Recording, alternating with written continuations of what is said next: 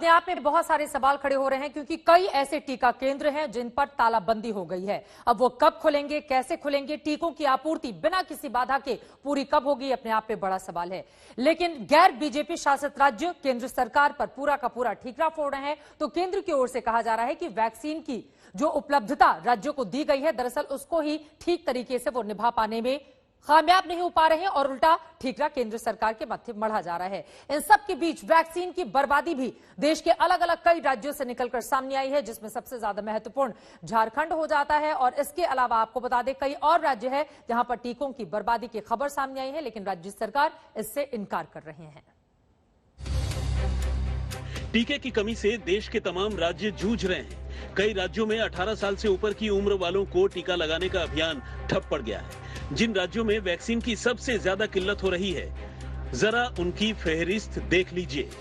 दिल्ली, महाराष्ट्र, राजस्थान, पंजाब, केरल, तेलंगाना, आंध्र प्रदेश, ओडिशा, झारखंड, कर्नाटक और उत्तर प्रदेश।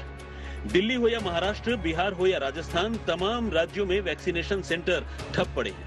आंकड़े बताते हैं कि अप्रैल से मई आते आते वैक्सीनेशन में रोजाना 10 लाख से भी ज्यादा की कमी आई है। ये देश में वैक्सीनेशन के आंकड़े हैं, जिसमें आप देख सकते हैं कि 1 मार्च को जहां रोजाना देश में 5 लाख लोगों को वैक्सीन लगाई जा रही थी, 15 अप्रैल के आसपास रोजाना 35 लाख को वैक्सीन लगाई जाने लगी थी। लेकिन 25 मई आते आते इसकी रफ्तार सुस्त पड़ी और वो 20 लाख के आसपास पहुंच गई। राज्य सरकारें वैक्सीन की कमी का ठीकरा केंद्र सरकार पर फोड़ रही है, जबकि केंद्र सरकार आंकड़े पेश करके खुद अपनी पीठ थपथपा रही है। आंकड़े आप भी देख लीजिए। भारत में वैक्सीनेशन ड्राइव को लॉन्च हुए 100 दिन हो चुके हैं। देश में 25 मई तक 21 करोड़ 89 लाख वैक्सीन की डोज दी गई। फिलहाल देश में सिर्फ 3% आबादी को ही वैक्सीन की दोनों डोज लग पाई है। फिलहाल केंद्र सरकार अब जाकर वैक्सीन उत्पादन बढ़ाने में जुटी है। केंद्र सरकार के मुताबिक भारत बायोटेक के अलावा 3 और कंपनियां कोवैक्सीन का उत्पादन करेंगी। वहीं भारत बायोटेक ने अब 1 के बजाय 4 प्लांट से उत्पादन शुरू कर दिया है। अक्टूबर तक कोवैक्सीन का उत्पादन हर महीने 10 करोड़ डोज हो जाएगा।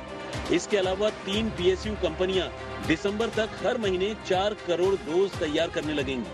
सीरम इंस्टीट्यूट भी हर महीने 6 करोड़ डोज की क्षमता को बढ़ाकर 11 करोड़ कर रहा है।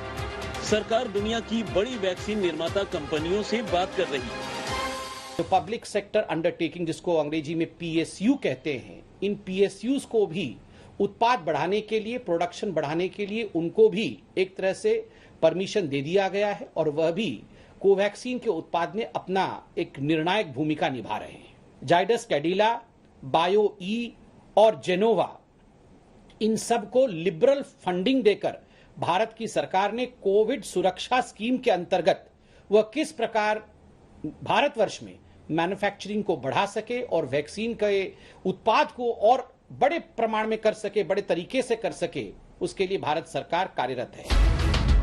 हालांकि केंद्र सरकार ने दवा कंपनियों को पहले ही कह दिया था कि वो अपने उत्पादन की 50% वैक्सीन केंद्र सरकार को देंगी, बाकी 50% राज्यों और निजी कंपनियों को बेचेंगी। इसकी कीमत भी तय कर दी गई थी, लेकिन ग्लोबल टेंडर जारी करने के बावजूद तमाम राज्य सरकारों को वैक्सीन नहीं मिली। दिल्ली में कुमार कुणाल के साथ आज तक ब्यूरो।